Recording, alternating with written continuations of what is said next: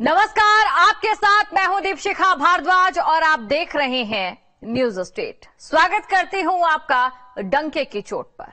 और डंके की चोट पर आज हम आपके लिए एक खास कार्यक्रम लेकर आए हैं, जहां सत्ता का घमंड कब दंड में बदल जाता है ये हम आपको बताएंगे, क्योंकि इसका सबसे बड़ा उदाहरण आजम खान है। एक दौर था जब आजम खान रामपुर में बैठकर सरकार चलाते थे, लेकिन वक्त का पहिया घूमा तो रामपुर के आजम सीतापुर की जेल में अपने दिन काट रहे हैं। जब सत्ता थी तो आजम खान उस सियासी ताकत के गुमान में थे जो कभी स्थायी नहीं रहती, लेकिन सत्ता के नशे में चूर आजम मनमाने फैसले लेते रहे।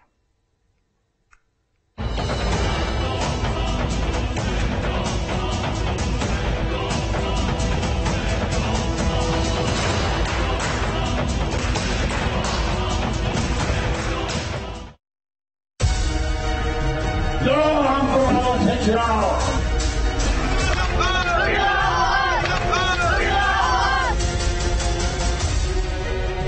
आ सकते हैं, चुनौती देते हैं। अगर रामपुर चुनाव जीत गया तो पूरा रामपुर खाली कर देंगे।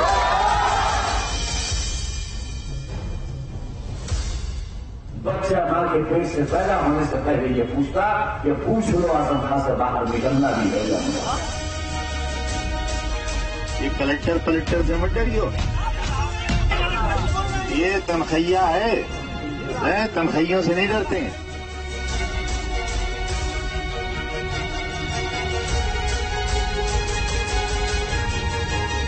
हमारा एनकाउंटर भी हो सकता है।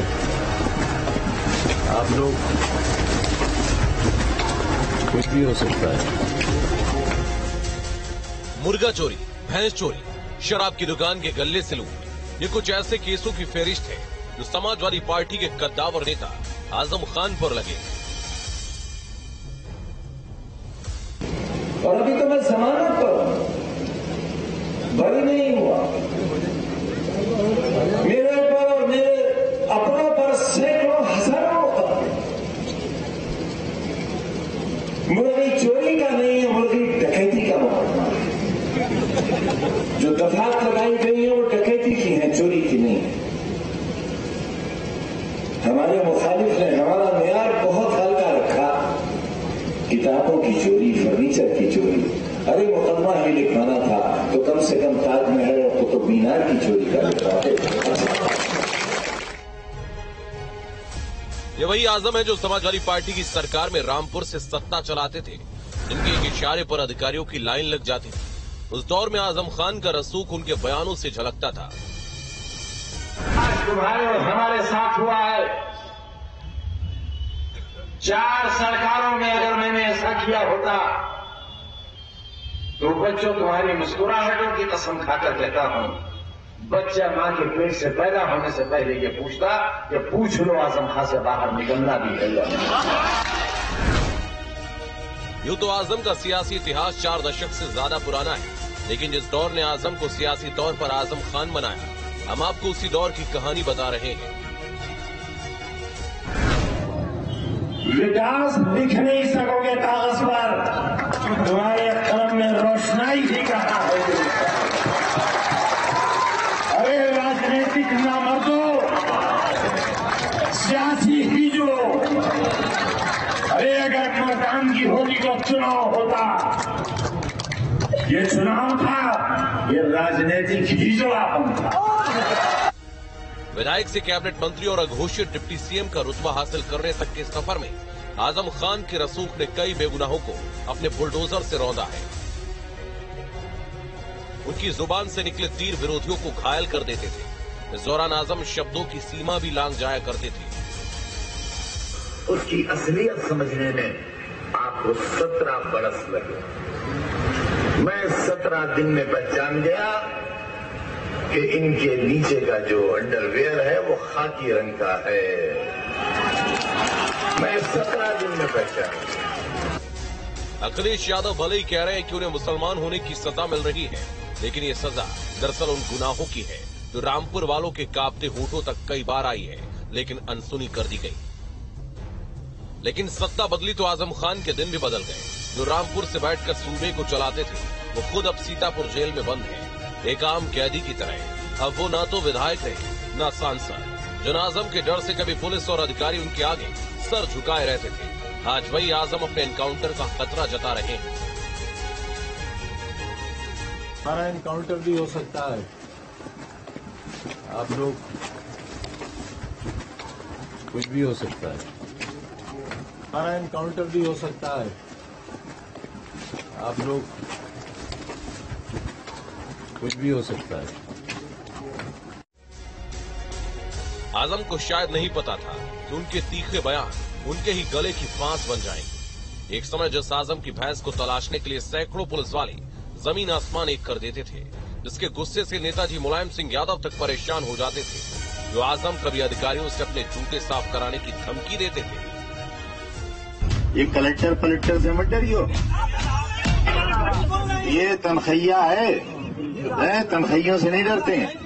कैसे बड़े बड़े अफसर रुमाल निकाल के जूते साफ कर रहे हैं। हाँ, उन्हीं से है गठबंधन। हाँ, उन्हीं के जूते साफ कराऊंगा इंशाअल्लाह ने चाहा।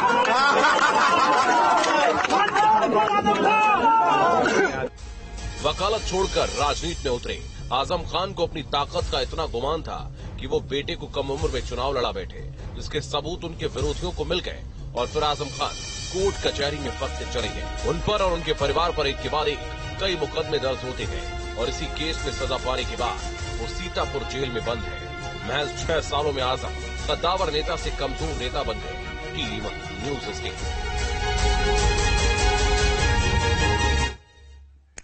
आजम खान ने अपने सियासी सफर में दोस्त कम और दुश्मन ज्यादा बनाए। आज वो अपने कर्मों की वजह से एक बार फिर जेल की सलाखों के पीछे पहुंच गए हैं। आजम की गुस्ताखियों ने न केवल उनका सियासी करियर तबाह कर दिया, बल्कि जेल की सलाखों के पीछे भी पहुंचा दिया। आजम को तो जेल जाना ही पड़ा। उनकी बीवी और बेटा भी उनके साथ सरकारी हवेली में पहुंच गए।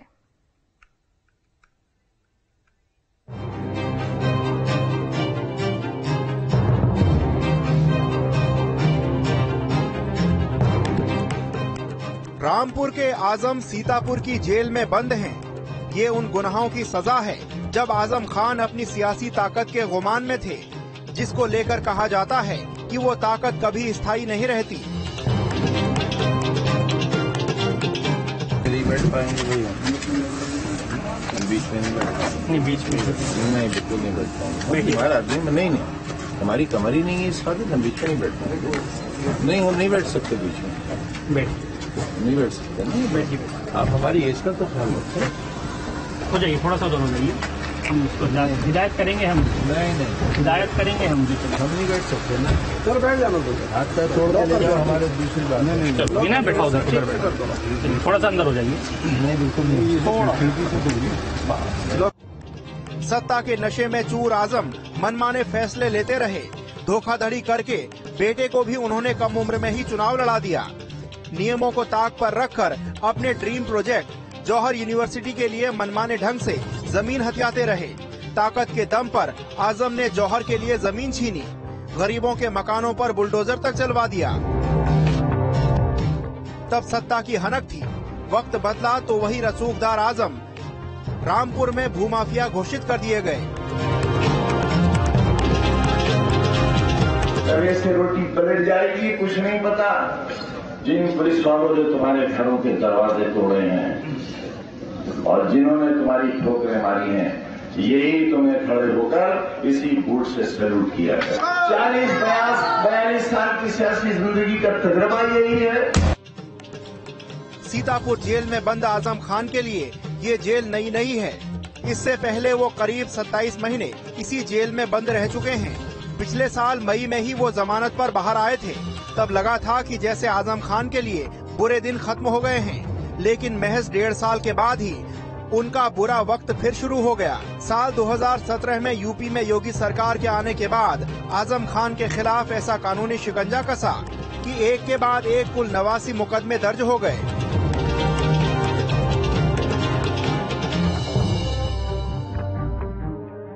जो सिंपैथी उनको कभी मिलती थी वो रामपुर वालों से भी दूरी होती गई। जिस तरह उन्होंने अकूत संपत्ति कब्जाई, अकूत कब्जे किए, मुझे लगता है रामपुर की जनता उन्हें लोकतांत्रिक तरीके से भी खारिज कर चुकी है और अपराधी की सजा जो मिली है और अपराधी का जो समय जीवन बीतना है वो जेल में ही बीतना है।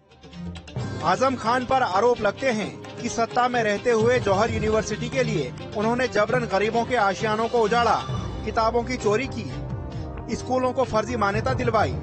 आजम अपने गुनाहों की सजा भुगत रहे हैं, लेकिन अखिलेश कहते हैं कि उन्हें मुस्लिम होने की सजा मिल रही है।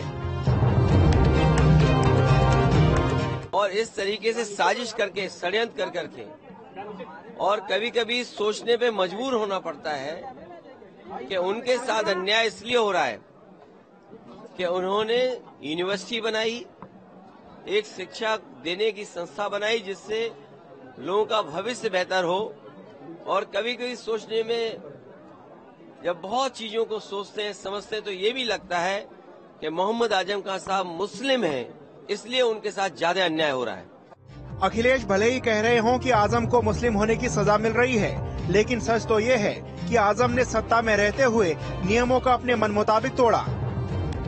क्योंकि आजम पर जिस तरीके का जो ये मुकदमे हैं, जिसमें सजा हुई है, वो पेपर एविडेंस के आधार पर है, तो मुझे नहीं लगता कि जिसको जानकारी है वो आरोप लगाएगा। आजम खान के परिवार के खिलाफ 2 जन्म प्रमाण पत्र का मामला बीजेपी विधायक आकाश सक्सेना की ओर से दर्ज कराया गया था। आजम ने जो कृत्य किए थे आज वो उनके सामने आ रहे हैं और हर चीज आज बिल्कुल शीशे की तरह साफ है। अब ये साबित हो गया है कि कानून अपना काम करता है और जिसने गलत किया, चाहे वो कितने भी बड़े पद पे बैठा हो, तो उसके सजा बिल्कुल उसको बराबर मिलती है। आज के इस फैसले से ये बिल्कुल साफ हो गया है। और आजम ने समाजवादी पार्टी की सरकार में मंत्री रहते हुए, नगर विकास मंत्री रहते हुए अपनी ताकत का जो इस्तेमाल किया वो सबके सामने है। 2015 में अपने बेटे को विधायक बनाने के लिए 2 फर्जी जन्म प्रमाण पत्र का उपयोग किया। 2017 में उनका नामांकन करवाकर चुनाव जिताया और उसी के फलस्वरूप इनको जब कागज साबित हुए तो 2019 में उनकी बेटे की विधायकी की। आजम ने ये सब किया था अपने बेटे को समय से पहले चुनाव लड़वाने के लिए, लेकिन उन्हें ये नहीं पता था कि जिस चुनाव के लिए वो धांधली कर रहे हैं, एक दिन वही धांधली उनके बेटे के सियासी करियर को खत्म कर देगी, साथ ही पूरे परिवार को जेल भिजवा देगी। शायद तब आजम को लगा था कि उनके रसूख को कोई चैलेंज नहीं कर सकता, लेकिन वक्त कहाँ किसी का एक रहा है। सत्ता के दम पर मनमाने ढंग से नियमों के साथ खिलवाड़ करने वाले आजम खान आज सलाखों के पीछे हैं। ऐसा नहीं है कि इस एक केस के बाद उनकी मुसीबतें खत्म हो गई हैं, बल्कि मुश्किलें आजम अभी बाकी है। Team news state.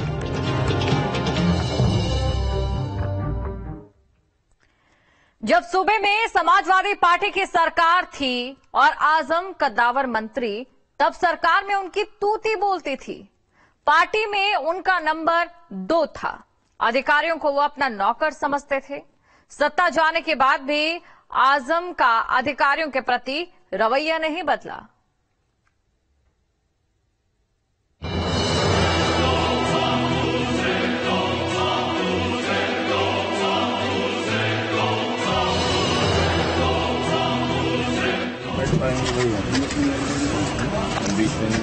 बीच में नहीं, बिल्कुल नहीं बैठता।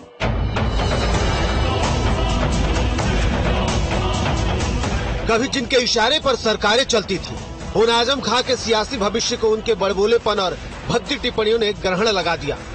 समाजवादी पार्टी की सरकार में तो अधिकारियों को सरेआम बेइज्जत करना आम था। विपक्ष में रहकर भी वो अफसरों को निशाना बनाते रहे।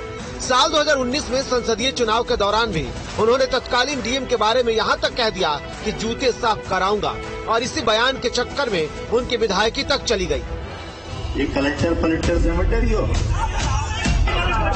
ये तनखैया है, तनखैयों से नहीं डरते। आजम की मुश्किलें बढ़ने के पीछे रामपुर के डीएम रहे अंजनेय कुमार की बड़ी भूमिका रही। ये वही अंजनेय सिंह थे जिनसे आजम ने जूते साफ कराने की बात कही थी। अंजनेय सिंह ने आजम खान पर ऐसी नकेल कसी कि उनका पूरा सियासी करियर ही खत्म कर दिया। वैसे अभी आजम की मुश्किलें कम नहीं हुई है। ईडी से लेकर आयकर विभाग तक आजम के दस्तावेज खंगाल रहे हैं। आजम के घर कभी ईडी की रेड पड़ती है तो कभी आयकर विभाग। समाजवादी पार्टी के कद्दावर नेता आजम खां की मुश्किलें कम होने का नाम नहीं ले रही हैं।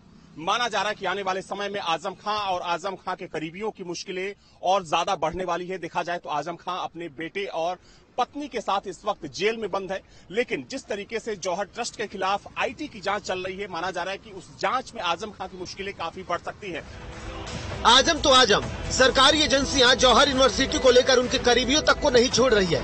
यहाँ तक कि वो भी एजेंसियों के रडार पर हैं, जो जौहर यूनिवर्सिटी को मोटा चंदा भी देते थे।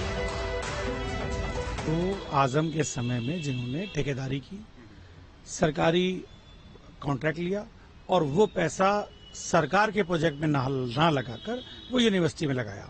हमने इस बात की भी बात की थी कि भाई ठेकेदारों से ये जांच होनी चाहिए कि जिस काम के लिए जो पैसा सरकार से अलॉट हुआ वो वहां लगा या नहीं लगा, क्योंकि हमें पूरी तरीके से ये पता है कि सरकारी पैसे का रामपुर में बहुत बड़े स्तर पर दुरुपयोग हुआ और वो पैसा जौहर यूनिवर्सिटी में नियम के विरुद्ध जाकर लगा।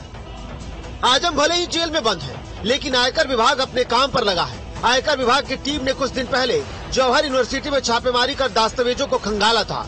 जौहर यूनिवर्सिटी की वैल्यूएशन लगभग 800 करोड़ आंकी गई है, पर आजम खां के जौहर यूनिवर्सिटी बनाने में 60 करोड़ रुपए का खर्चा बताया था। इसी को लेकर आईटी और ईडी लगातार जांच में जुटे हुए हैं। इसी को लेकर इनकम टैक्स डिपार्टमेंट जौहर यूनिवर्सिटी से जुड़े सभी तारों को जोड़ने की कोशिश में जगह जगह छापेमारी कर रहा है।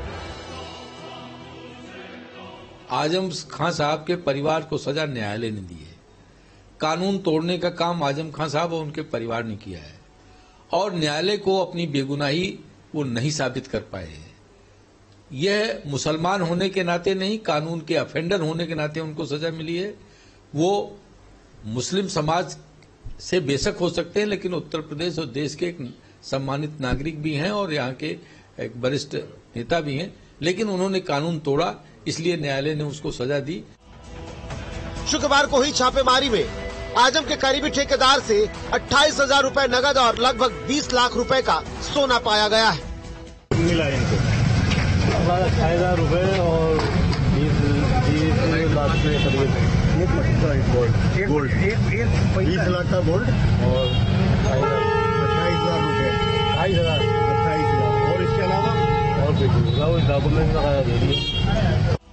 जिस जौहर यूनिवर्सिटी को लेकर एजेंसियां सबूत खंगालने में जुटी है, वो यूनिवर्सिटी कभी आजम खां का ड्रीम प्रोजेक्ट हुआ करता था। आजम खुद कह चुके हैं कि इस यूनिवर्सिटी में उनकी जान बसती है। यूनिवर्सिटी गिरा भी दी जाएगी, इस पर बुलडोजर चल भी जाएंगे, तो टूटे हुए खंडरात बनी हुई इमारतों से ज्यादा इतिहास का हिस्सा बनेंगे और लोग उन्हें देखने आया करेंगे। हमारे परिवार और वो परिवार जो जेल के अंदर है और जो जेलों से निकल गए, मुकदमात में उनके किस्से और कहानियां उनके वालिदैन, उनके दादी दादा, नानी नाना सुनाया करेंगे। वो बताएंगे कैसा अन्याय हुआ था, हमारे किस्से सुनाए जाएंगे, हम पर हुए जुल्म की कहानियां सुनाई जाएंगी। जौहर यूनिवर्सिटी भले ही आजम का ड्रीम प्रोजेक्ट रही हो, आजम भले ही कहे कि इसमें केवल 60 करोड़ का खर्च हुआ, लेकिन आकाश सक्सेना मानते हैं कि आजम की यूनिवर्सिटी में खाड़ी देशों का पैसा लगा है। आजम बहुत अच्छी तरीके से ये बात मीडिया के सामने पहले ही कह चुके हैं कि ये सब पैसा मैं बाहर का लाया हूं, तो हम तो कहते हैं जो उन्होंने कहा है उसी की जांच होनी चाहिए। मतलब कहाँ खाड़ी देशों? हाँ, आजम ने तो ये बात खुद कबूल की है कि मेरा दाऊद का पैसा लगा है, मेरे पास अबू सलेम का पैसा आया। हम तो कहते हैं इस बात की जांच होनी चाहिए। आजम के बयानों के आधार पर ये जांच होनी चाहिए कि जौहर यूनिवर्सिटी में पैसा अगर आया तो आया कहाँ से, और अगर आया तो उस पर टैक्स लगना चाहिए। फिलहाल पूरा आजम परिवार जेल में बंद है। फर्जी प्रमाण पत्र मामले में सजा के बाद रामपुर की सियासत में आजम परिवार का दबदबा खत्म हो चुका है। आलम यह है कि आजम के करीबी भी अब इस सीट से चुनाव नहीं जीत पाए। आजम का वक्त ऐसा बदला कि सत्ता की हनक भी और रामपुर भी नसीब में नहीं रहा। Team news state. आजम जेल में है, उनका सियासी करियर खत्म हो चुका है, लेकिन सियासी दलों के लिए आजम आज भी किफायती है। वजह है उनका बड़ा मुस्लिम चेहरा होना। अगले साल लोकसभा चुनाव है, ऐसे में कांग्रेस आजम के बहाने मुस्लिमों को रिझाने में जुटी है और इसी मुस्लिम वोट बैंक के लिए कांग्रेस और समाजवादी पार्टी आमने सामने आ गई है।